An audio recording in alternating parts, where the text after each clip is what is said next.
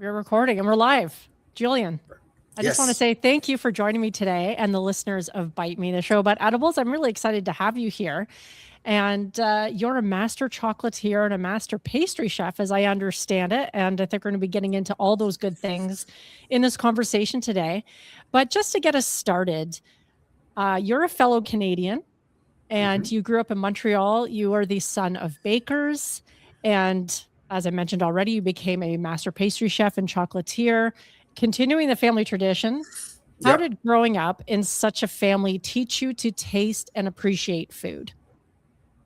Well, it was very interesting. My mom was a professional dietitian, and my dad was a hotelier professional, and came from Germany. So immigrated to Germany in the 50s, started a family, and then also right away started a business, a pastry shop.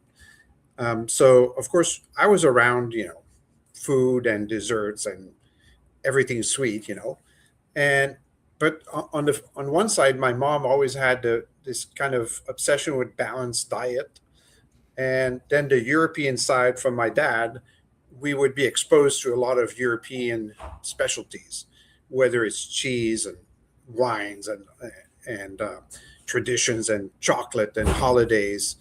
So we're talking now, like when I was younger in the 60s, there was not the availability of foods that we see now. It was very much seasonal. So you'd go to the supermarket, you had strawberries in June, July, and that was about it. And now, with the global market, you get access to all these things. But I remember my mom, for instance, telling us that she went to the supermarket, grabbed some artichokes, and the cashier was like, "Ma'am, excuse me, what are those? And what do you do with them?" So I was exposed to a lot of food, I would say, that was not specifically every day. I remember my mom as well buying kiwis when they first came out because she liked to experiment. She liked to see like what's different, what's new. Now another example, we go to the supermarket, you can get plantains now, but it a lot of people don't buy plantains because they don't know what to do with them. But with more being exposed to restaurants and different cultures, you go to a Mexican restaurant, you eat fried plantains, and you're like, oh, these are actually good. So all of that was kind of my upbringing. I was exposed to a lot of different things, and we had a shop that specialized in pastry and catering, so food everywhere all the time.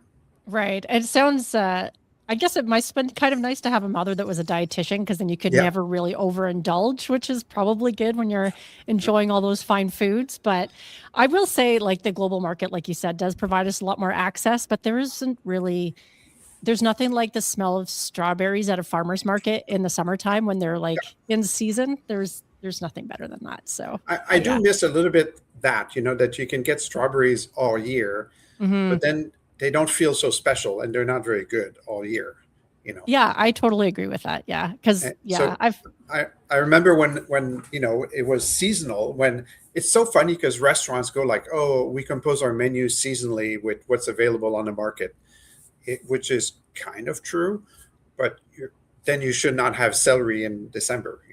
Oh, 100%. Yeah. So, and Yeah, it's nice to put that on a menu or to, like, yeah, market that way, but also, when push comes to shove, if you need to serve food, you have to use what's yeah, yeah, available, so, yeah. yeah. Now, you obviously have a very robust background with food. What drew you to culinary cannabis? Well, it really kind of was more or less an accident, if you will, um, because of what I do in the chocolate world and pastry world. I'm quite well known in North America for one quality, I guess, is I solve a lot of problems. So I started. Somebody in the cannabis industry on the West Coast asked for consulting. So they said, "Hey, we're in the cannabis industry. We want to do chocolate bars. We don't know anything about chocolate. Can you help us?" So that's kind of how I got introduced to this industry, much more as a troubleshooter, and to help them get started. Also, equipment wise, like companies, like investors in this industry, they're typically people that are business people, so they don't necessarily know machinery and implementation and process and tempering and all that stuff. So that's kind of how it happened. By circumstance, I was connected to a company, and then another company, and then another company, and so on. Right. And So you, that's how I got connected with INSA. I was living on the West Coast, and they had actually an issue with chocolate and tempering and equipment. So the equipment manufacturer said, "I'll call this guy." And so I flew over, did my thing, solved the problem, went back on the West Coast, and then we kept in good contact. So I was coming back every 3 months or so as a consultant. And then it kind of, they said, "Hey, would you be interested in joining us in a full-time job?" And at that point, it was just before COVID. I was on the West Coast. I was like, "No, we can just continue as the relationship." But then COVID hit, and all the consulting gigs kind of disappeared. So then at that point, I accepted the offer. So I just packed my things, came over here, and I'm in Massachusetts since. right. So you left the West Coast during the pandemic for the East Coast. Yeah. Well, I'm sure, and you're now the chef and director of research at INSA, as I understand it. Yeah, correct. Yes. Yeah. So it's developing all the products and innovating and in creating new opportunities and new avenues, I guess. You know, I don't approach it as being like, "Hey, I'm in the cannabis industry, so that's the only thing I do." I'm still very much kind of in the chef world of food and chocolate. So the ideas kind of commingle. They cross each other, and when I think it's viable, then I try to do something. Right. Well, I think that makes like edibles sound a lot more interesting when you're coming at it from that perspective. And you've said that you want INSA's edibles to be indistinguishable from what you'd find in a high-end chocolate shop, for example.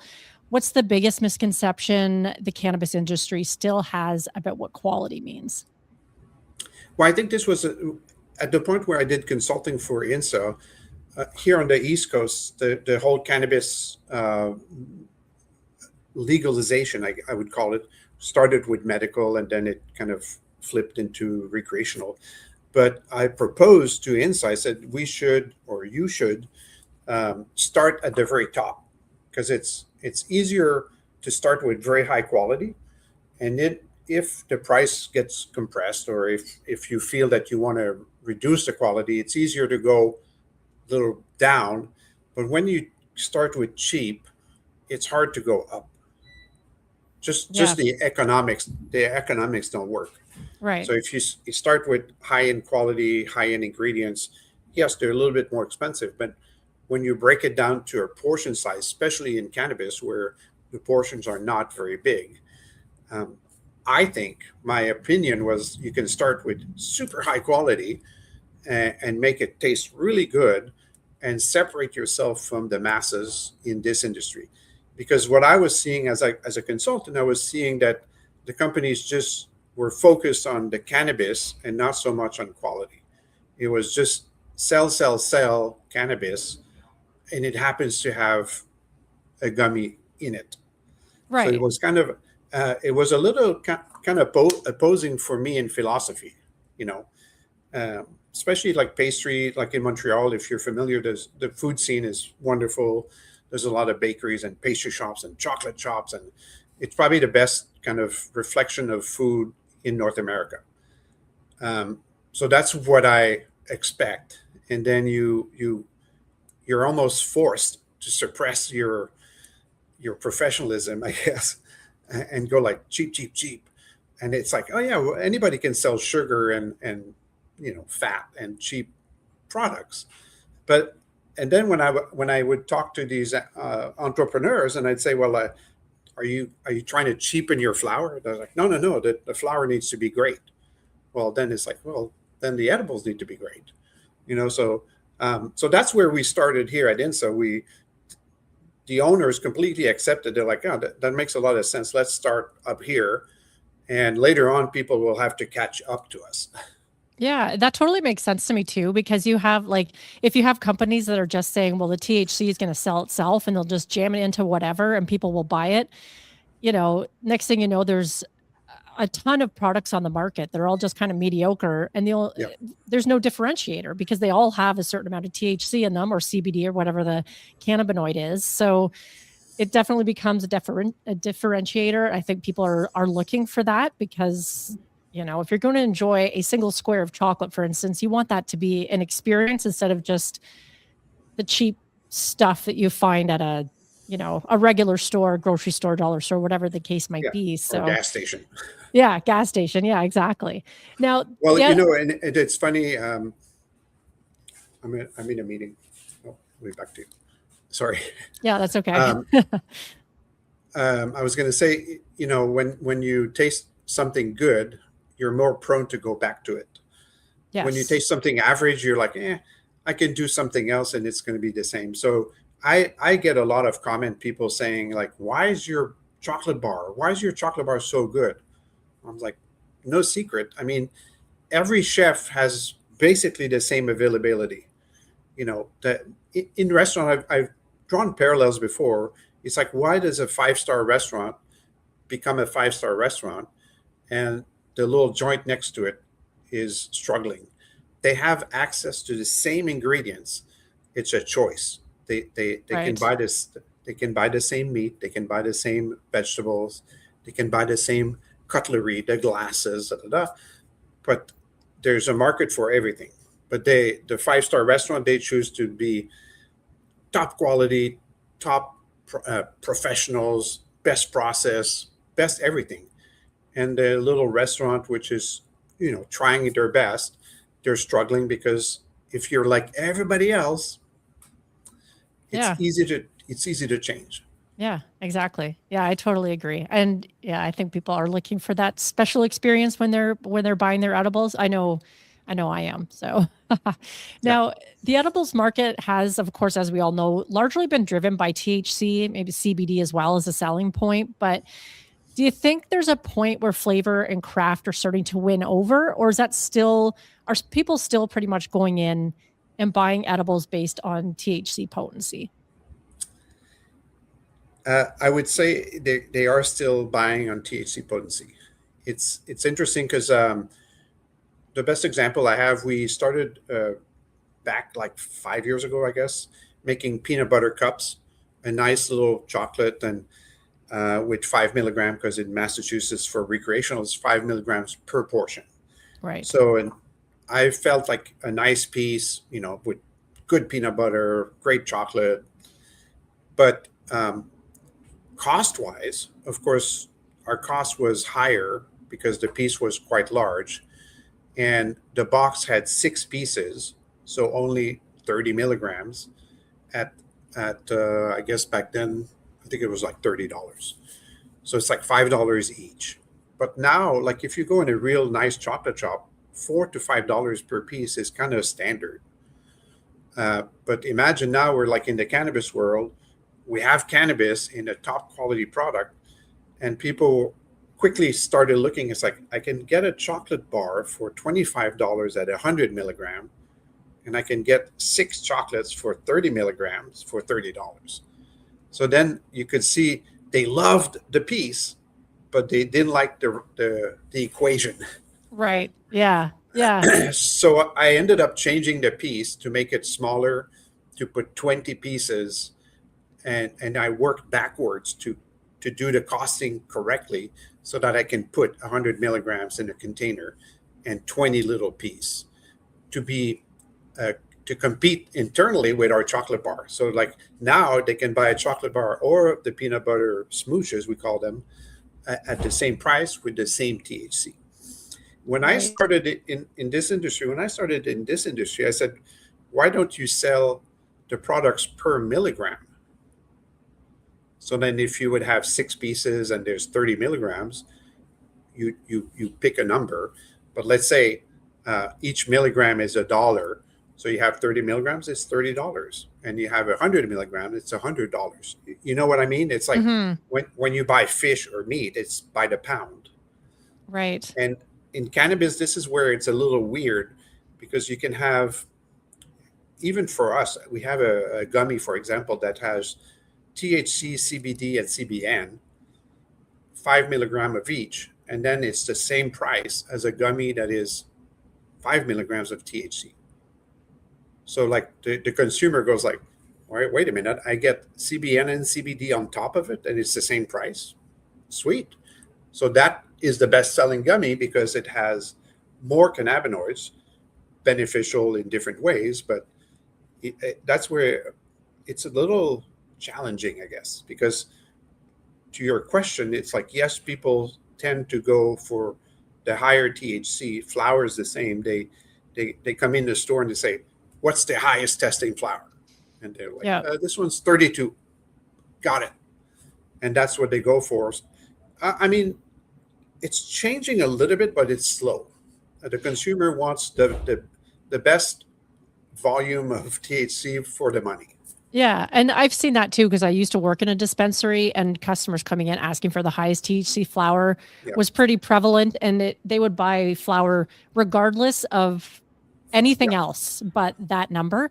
But when it comes to edibles, it is a little bit different. But do you find that perception of value changes across different products? Like, to me, maybe a gummy would be different than a nice chocolate, like, because I guess some people might see, the gummy itself not necessarily being as higher quality as a nice chocolate. So do you find that changes across different product types? Only if people don't like gummies, for example, or Yeah. don't like chocolate. Yeah. Because right now, what's happening here in Massachusetts, and it's happened before on the West Coast, when it starts being legalized, the prices are relatively high because there's high demand, low volume. And as the market kind of stabilizes, then the prices start coming down. And so that, like a gummy, for us, the gummies are priced equally as the chocolate bars. So then it becomes really a preference. Do you like Right. gummies? Do you like chocolate? Or do you like other edibles? Right. Okay. I find that interesting, just because to me it would seem like I guess the ingredients would be more expensive in chocolate. Yes. Yeah. Yeah. Yeah. Yeah. So it's, but I do in-store tastings sometimes when we launch a product. And it's interesting because I'm behind the scenes, but when I go in a store and I present, hey, here's the new product, and I offer uninfused versions because I'm giving them away as like a free piece of chocolate. And I'm like, hey, do you want to taste this new chocolate? And they're like, is it infused? I was like, no, I can't give you infused product. And they're like, oh, never mind then. Oh. But then, yeah, it's I like mean, going to Costco and they offer you a piece of pizza, and you're like, oh no thanks, because there's no pepperoni on it. right. Yeah. So, Yeah. Who turns down chocolate? But I've heard sometimes a few, like very rare, they say like, I don't like chocolate. I was like, oh, that's fine, and that's okay.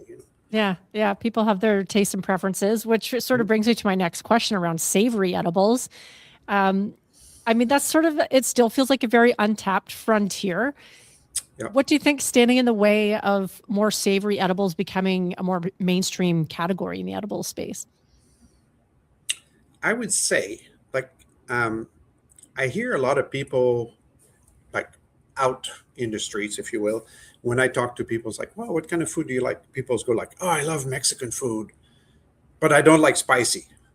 So they like mainstream, Chipotle, I guess, or to give an example, they like mainstream. They don't like too spicy. They don't like tongue. They don't like things that are too weird or out there. The reason I'm saying this is because I did a really nice a spicy pineapple gummy that was, in my sense, outstanding. It was not extremely hot. It was delicious because it had the full pineapple flavor and then a little bit of chipotle. So it's like a little smoky, a little peppery, but you would feel it down your throat, not on your tongue and hair on fire. And the reaction was, because we called it spicy pineapple, people are like, oh, I don't want to try it, because they have a preconceived idea of what spicy is, and they don't want to risk it. So Right. I think that's the challenge between the savory, because so actually I just released just when I did that tasting last week. It's Fritos chips crushed and mixed into milk chocolate. Mm. So I guess this is where it's interesting, because people then they relate. They're like, oh, I like Fritos and I like chocolate. I'll try it.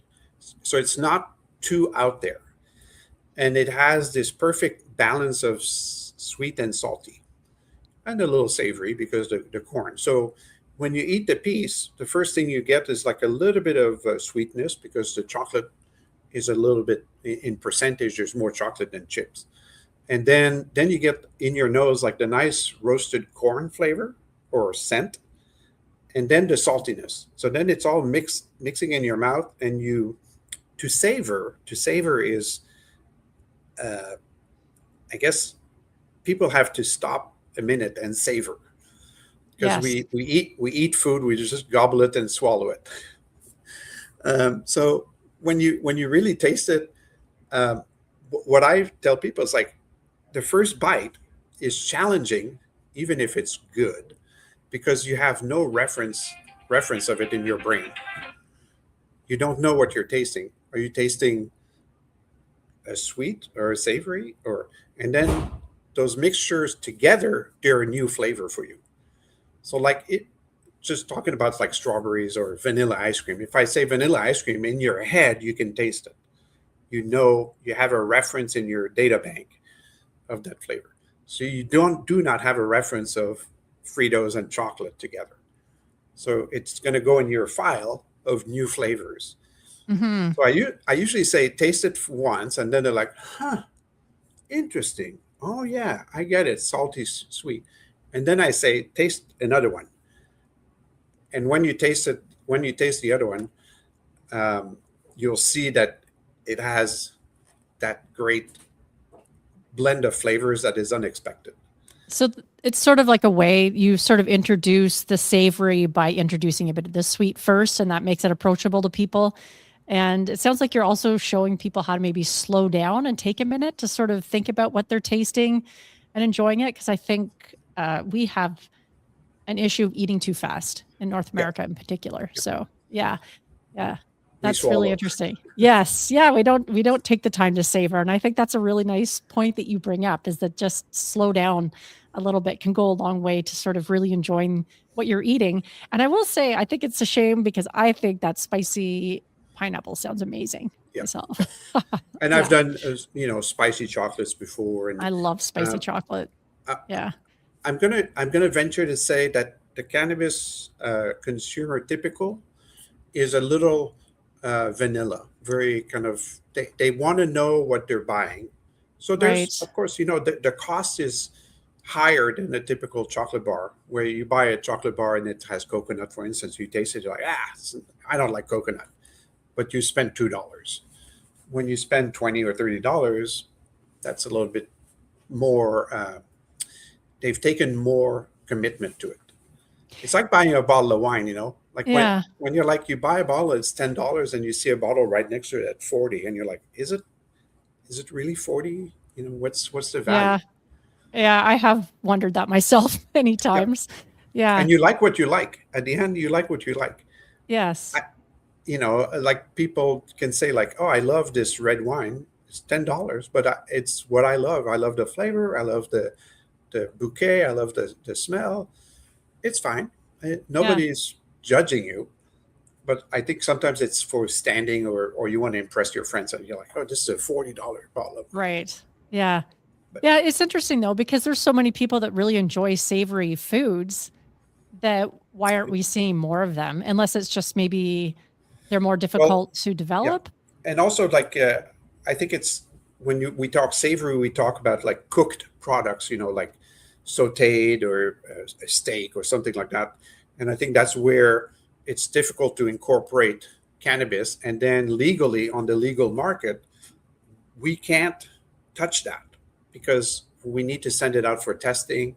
That takes like a week. Then we have to package it, and then we have to portion it legally. We have to Right. determine what is the portion size, like 5 milligrams. So I could put 5 milligrams in a tiny gummy, or I could put 5 milligrams in a giant gummy, but it has to be 5 milligrams. Right. And Yeah. that's where, like, so then suddenly on the savory side, when you have much less shelf life, you have fresher, whether it's meats or all sorts of different products, they're perishable. So unless you sell them frozen, we can't touch that right now. Right. So it's almost like the product format is more difficult. And there's only, I mean, I've seen in Canada, they've had like sauces you can buy on the market, but again, we're limited to the THC content in any Yeah, given package. And I remember the ones that when they first came out, like the bottles were like, they were tiny. miniature. It was like, it was like almost a one-time use kind of thing. And it was, I don't know. I could see why maybe that wasn't as popular as just buying your gummies or chocolates or cookies or whatever. And I think that's again the perception of value. It's like a tiny bottle for Yeah. like $40, and they say put 2 drops of this olive oil in your salad. But Yeah. that being said, like, do you put 2 drops in a big bowl, or two drops per serving? So it's a little bit too blurry. It's not Right. it's not defined enough, I guess. Yeah. Well, I guess in a lot of ways too, the industry is still relatively new. So maybe it takes some time, some sophistication of the buyer at the end of the day to sort of also get used to buying food with weed in it. Yeah. Yeah. Yeah. Now, can you walk us through a little bit because you're obviously developing a lot of really cool sounding products. They sound delicious. Like, how do you think about the relationship between terpenes, flavor profiles, and effects? And where do you start when you're developing something new? Yeah, that's a good question because for me, creativity just happens. I'm influenced by my daily drive in, really. Like, I can drive in and it's a cold day, and I think about pine trees, and then it triggers like, oh, I need to try pine and apricot, for instance. The secret to pairing well, and terpenes are, it's funny because terpenes always existed, right? They're in fruits and vegetables and herbs. Um, what we perceive the limonene is the one that comes to mind that's easy for people to relate. That smell of lemon, and when you squeeze the zest, that's limonene, and that's the oil, the natural oil, and that's a terpene. So Hmm. how do you approach pairing is what goes well with lemon? Well, a lot of stuff. So then that's where, like, I think for the home enthusiast, if they want to do something with cannabis in the savory side, that's how you approach it. You say, like, well, a nice piece of sole, a nice white fish, just sauteed in the pan, and then I can use the limonene in lemon uh, to enhance, because we know lemon and fish goes well together. Hmm. So that's as simple as that. You don't have to be too adventurous or too wild. But of course, you need to learn about all the different terpenes that are naturally occurring in our foods and plants, and then you approach it that way. Because in cannabis, when you have kind of the plant, it has all these terpenes naturally occurring, and then when we do the process of distillation to do distillate, we strip everything. Hmm. So an RSO or FSO, the full spectrum oils, they retain a lot of that. But that being said, they don't retain a lot because during the process, the heating process, those terpenes evaporate. They flash off very Yeah, they're easily. too volatile with the Yeah. heat and all So the it's almost processing. it's almost better to add them post processing, I guess you would say, Right. Yeah. to keep the values and the entourage effect that people describe. Um, the thing that I hope is going to happen if it's ever legalized, especially in the U.S., um, as in the country, so that research can there's going to be people and companies that are going to invest in the actual research of what actually happens when you have terpenes or not terpenes, full spectrum oil versus distillate, because you could improve the distillate by reintroducing the terpenes, but then you still need to be conscious of the heat, the temperature of processing. So Right. like in a gummy, we have to boil the gummy slurry, the mixture of fruit and sugar. We have to boil that to like 200, almost 230 degrees Fahrenheit. The terpenes, if I would add them, I would add them at the very, very, very last moment, Mm-hmm. and I might retain some of the flavor, but some of the value has already evaporated. Right. Yeah, that makes a lot of sense. So you essentially start with like the flavors and then you kind of work out from Yeah, there. yeah. I have to admit, have you heard of the book called The Flavor Bible? I have, yes. Okay, that's what I sometimes when I'm putting stuff together at my house, I just pull that book down from the shelf Yep, because it literally has like all these pairings. You could pick lemon and it would suggest all these things that go yep, amazing with lemon. And it's actually really cool for the home cook to sort of play around with if you're looking for inspiration. So, yeah, yeah. I And can. as a chef, like there's a system, a web system that's called Food Pairing, foodpairing.com. And you can go on there, and there's like a very free kind of a reduced version of the system, the food pairing. And this is same thing. It's like they study it to the molecules. So let's say you take lemon. So you'd go in the fruit directory and you pick lemon, and then it's going to give you a choice of things that pair well with lemon. So let's say you have lemon here, and then you click on sole, the fish, and now you have lemon and sole, and then it gives you another option, a third option of like what goes well with lemon and sole. Oh, cool. So it kind of dominoes, Right. and you can compose a menu quite easily with this system. So it's a paid subscription, but online Right. you can get like the free version, which gives you a sense of, go check it out. It's kind of Yeah. interesting. It's and companies, let's say, because I contacted them and I said, would you be interested in doing something with cannabis? And then they're like, it's kind of risky and we don't want to alienate our customers, which are in the food industry. So I understood that, but that's where maybe it's going to go eventually, Hmm. where you can say, well, this flower has a specific profile, grassy and so on, and then what they do is you send a sample and they analyze it to the molecular level. And when you do a graft on the HPLC, it gives you peaks and valleys. And when you have a high peak, it says, like, oh, this is going to match well with rosemary, for instance. Right. Oh, that's really cool. I will Yep. check that out. Yeah, Yep. that's interesting. Now, you mentioned this a second ago about full spectrum oil, and we've mentioned distillate already. And sometimes for some people that's like a real fork in the road when it comes to edibles. How do you approach the decision between using either or, and how does that change your formulation process? So it does come down to preference at the retail level. Hmm. I I don't have a preference either or.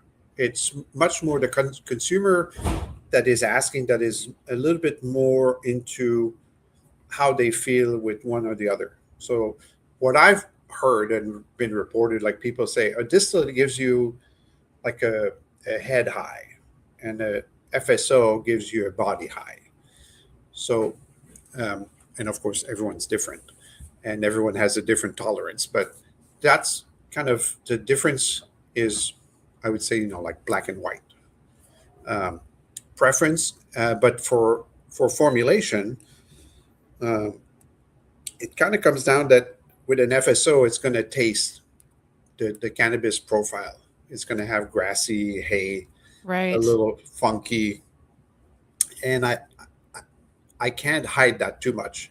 So that's where you suddenly, then you're like, would I take like a delicate like pear? Am I going to pair this fruit with FSO? No, I'm going to take something that's very, very strong, mint, very strong flavors that can compete with the FSO. But I mean, of course, the consumer says, "I want strawberry gummy with FSO." Yeah, we can make it, but it's going to be not as good as the distillate. And some Right. people accept that, and they want the cannabis flavor because they enjoy it. But I would say, as of now, every time I've kind of tested out the market, I get a 50-50 result, Oh, that's almost interesting. almost Yeah. unanimously. Like some Yeah. like it, some don't. And then Yeah. when we compile the results, we're like 49-51. Right. So it's like, Which which isn't that helpful, I yeah, guess. it doesn't give you Yeah. anything. Yeah, I But find that but interesting because I prefer personally the full spectrum. I do find I enjoy the high better, but do you not find, or have you had customers say that the distillate can have like a sort of a bitter taste to it? not uh, not not very often, anyways. I mean, Okay. I've rarely heard that with distillate. We have tricks in the industry also, because I'm going to supplement, like, even if I use strawberry puree, I can. It's only a percentage of the recipe, right? So it's like if there's Right. 30% fruit, the rest is sugar and glucose and pectin. Um, but when you boil something, you boil a fruit, you boil, even if you boil broccoli, once you cook it and cook it and cook it and cook it, you lose a lot of flavor, you lose some color. So we always supplement with for in our case we use natural flavors, but we supplement the strawberry flavor at the end of the mix. We add a certain amount of natural strawberry flavor, Hmm. and that typically masks well the cannabis. Right. When you're at 5 milligrams, like here in Massachusetts, we're at 5 milligrams per portion per gummy. But like in Pennsylvania, we have a production facility, and in Pennsylvania, it's medical only, and they can put 20, 25, 30 milligrams per gummy.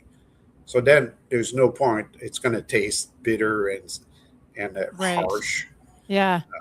So it depends on the market, but I think it's wouldn't you be like fooling yourself if you go to buy a cannabis product and you're like, I don't want it to taste cannabis. Yeah. I think So so a little bit. And I there's a low flavor. yeah. Yeah. I mean, maybe have noticed too some of that distillate taste in some of the beverages I've tried. Yeah, Like over time, some of the beverages that maybe it's just harder to hide in that yeah, particular product format. And yeah, it's not that nice, but yeah, yeah. I don't mind a little green taste in my edibles. So yeah. It's challenging. In beverages are water basically, Hmm. so that's the challenge. Yeah, The that's water a is whole other game. Yeah. the water tastes nothing really, Right. and then you're trying to hide a little bit of material in there. Yeah. So obviously they put flavor as well, but it and then it's right on your taste buds right away. So Right. Yeah. Now, this sort of circles nicely into this next question, which is about you've talked about how you want products that taste as real as possible. For instance, like the strawberry emulsion you were just talking about a second ago. How do you balance that commitment to real ingredients with regulatory and production constraints that, usually push manufacturers to putting out something that's less expensive, which usually means lower quality ingredients? yeah.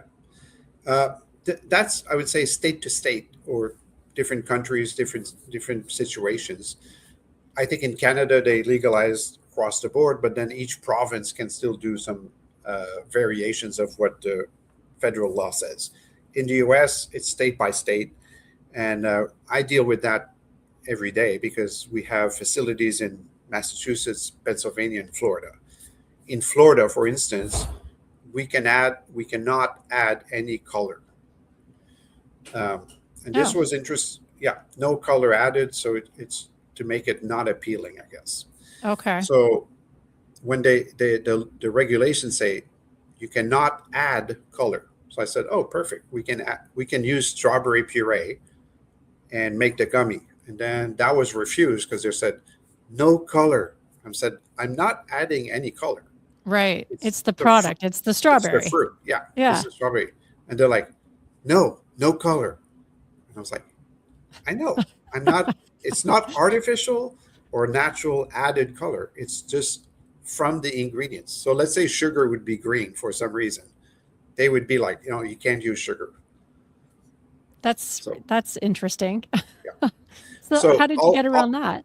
well, we just take the most neutral juice, which is apple juice, and then they allow you to make a strawberry gummy made with apple juice, Okay. That's but no color. So all the gummies are like beige or tan or light, Right. like, like an oxidized apple juice, like kind of brownish. So all the Yeah. gummies are brownish, but they taste different.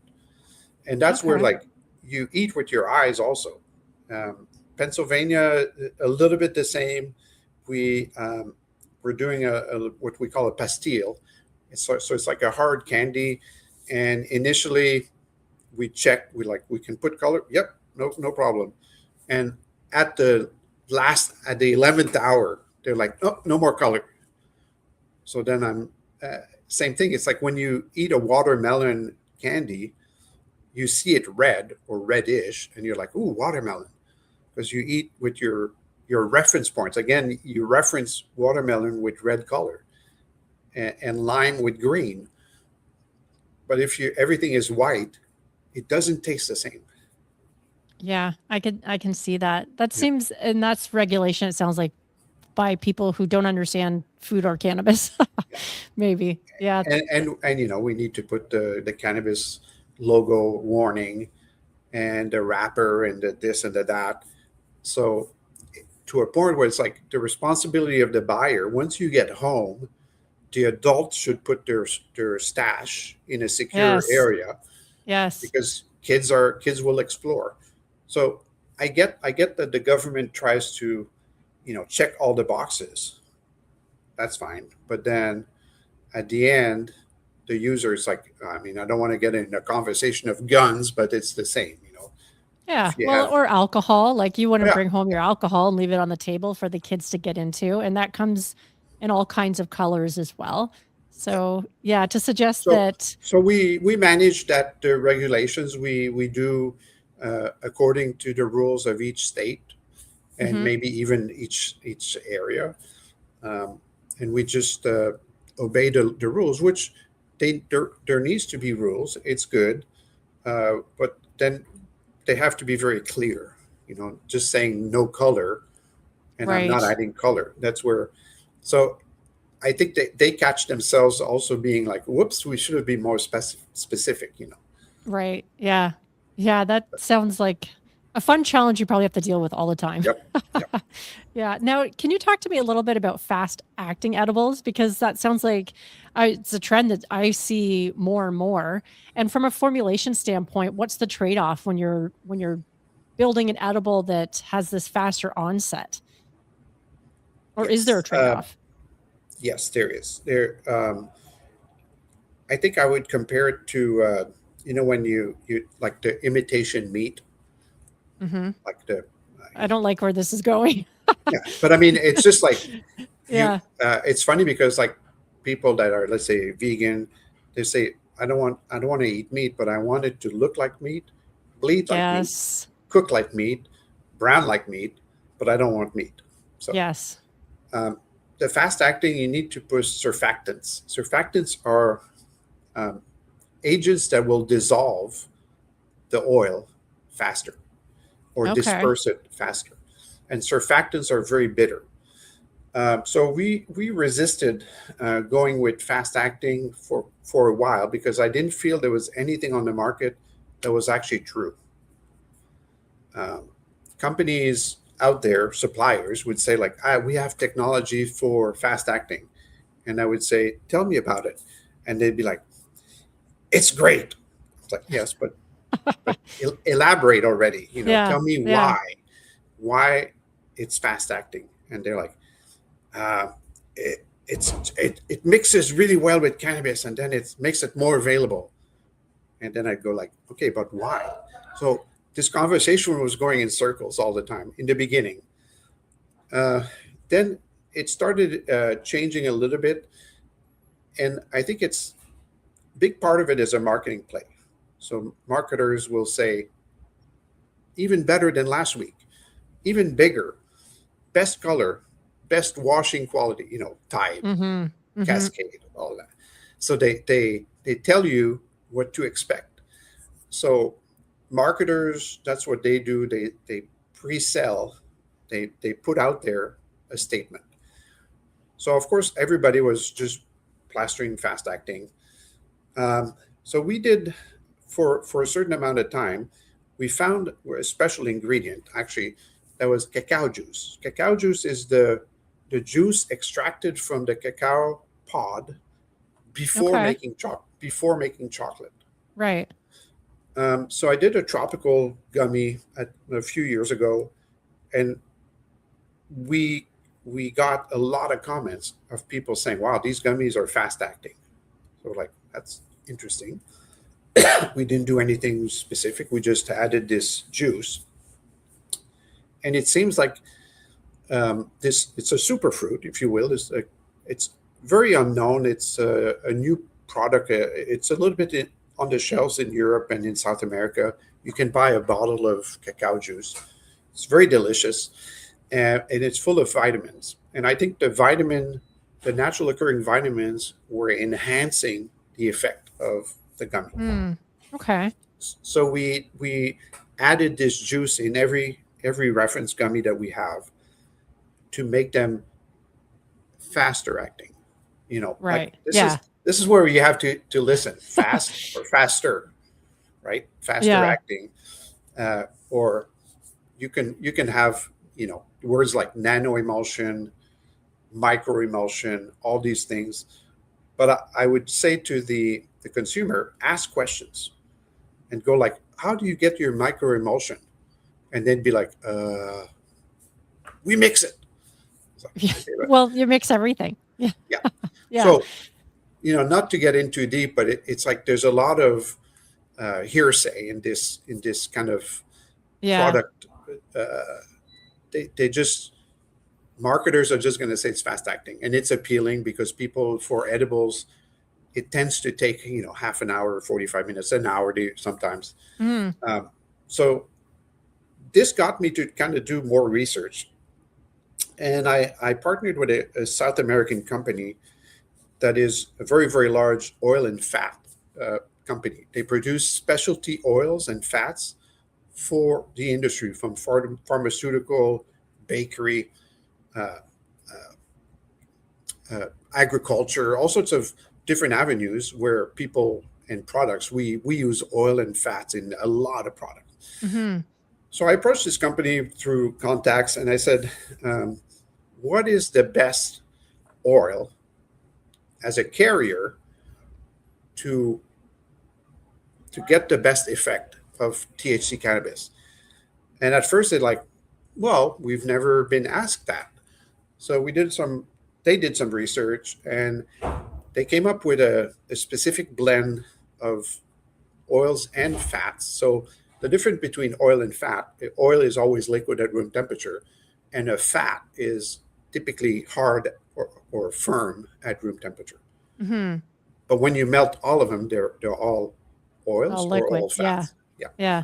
So they came up with a blend of different oils and fats, and then they created an emulsion. And an emulsion is always like you try to disperse the water droplets between fat droplets to make them as small as possible and as stable as possible. Hmm. So they did some research. They went to university here in Massachusetts. They partnered with that university. This is where now you have something to bite on, because it's not just hearsay. It's not just, hey, it's fast acting. And we just started just last week producing those new gummies that have this technology incorporated in. So what we have to do prior to making the gummy is create this tight emulsion of fats, oils, water, and THC. And we use a sonicator. So a sonicator is a machine that vibrates at very, very high frequency. And when you dip this rod in the mixture, you vibrate it until all the molecules are exploded into their finest and smallest particles. So imagine like a bubble bath. Hmm. When you start, there's like big bubbles, but you mix it at such a high speed that the bubbles are extremely tight and extremely small, which makes more bioavailability. So you hear this word also Yes. in the Yeah. whole discussion of like fast acting, bioavailability.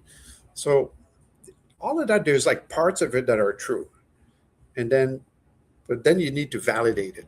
That's Right. where it becomes that way it's become serious or not. Yeah. So so we're validating that right now. But the beta test that we've done, this works for real because Right. you disperse the cannabis oil, which is an oil, with another oil, and you disperse it very, very well before incorporating it into your product.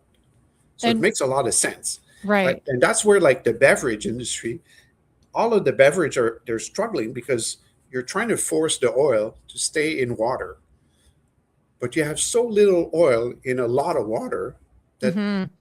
the oil always beads back together. Yeah. And you might have read or heard about it. The oil tends to go to the walls of the can. Yes. Yeah. So There's a lot of challenges to making after good six beverages. months, after 6 months, you taste it. You're like, I don't know. There's nothing there.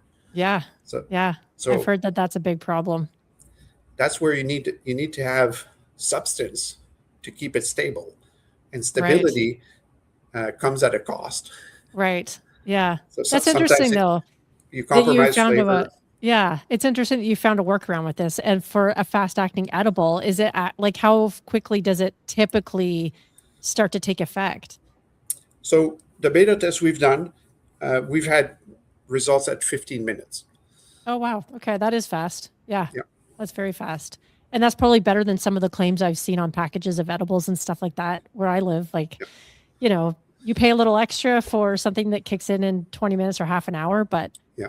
I could eat a fatty snack and still have the same result, like Yeah. do Yeah. the same thing on my own with a regular edible. So, And yeah. and of course, like I've also heard like people with high tolerance.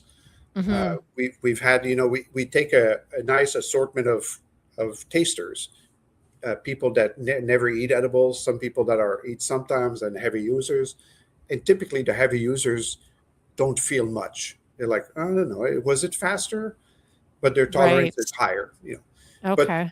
the goal of so you metabolize in your liver, Yeah. and that's what you want to do is bypass your stomach and preserve as much of the cannabis oil to not be affected by the acids and go to your liver.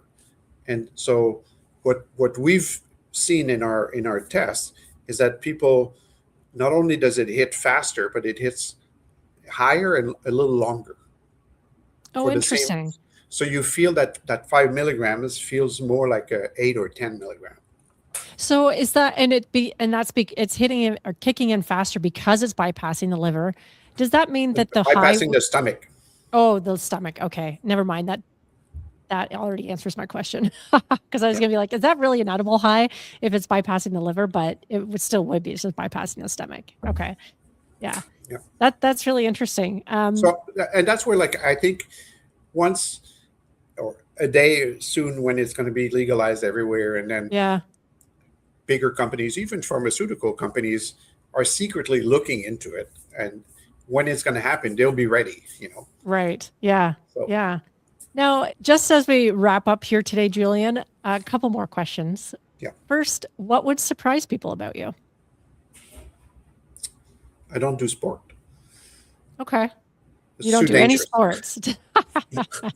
Well, you're not wrong. Yeah. Yeah. All my friends Okay. have knee replacements and hip Right. replacement and Yeah. cracked bones. Yeah. And I've always worked like a crazy man, but Yeah. and Yeah. my hands are the value. Yeah. Well, you can get Uh, your exercise just by walking. So yeah, yeah. why I'm put yourself I'm in pretty harm's fit. way? Yeah. I'm Yeah. pretty fit. And finally, where can people find INSA and your amazing sounding edibles? So in Massachusetts, this is our home base. Basically, Hmm. the we have our production facility here where we grow, process, uh, distill, and make everything. So from A to Z, from the seed to the finished Okay. good, That's cool. Massachusetts. So we have 5 stores in Massachusetts, and we sell to other dispensaries. So you can just go to a dispensary and ask for INSA products. We are in Pennsylvania, so we have a large grow facility. We process. We have a limited amount of products because of the rules, Hmm. but we do have gummies and the pastilles that we don't have here.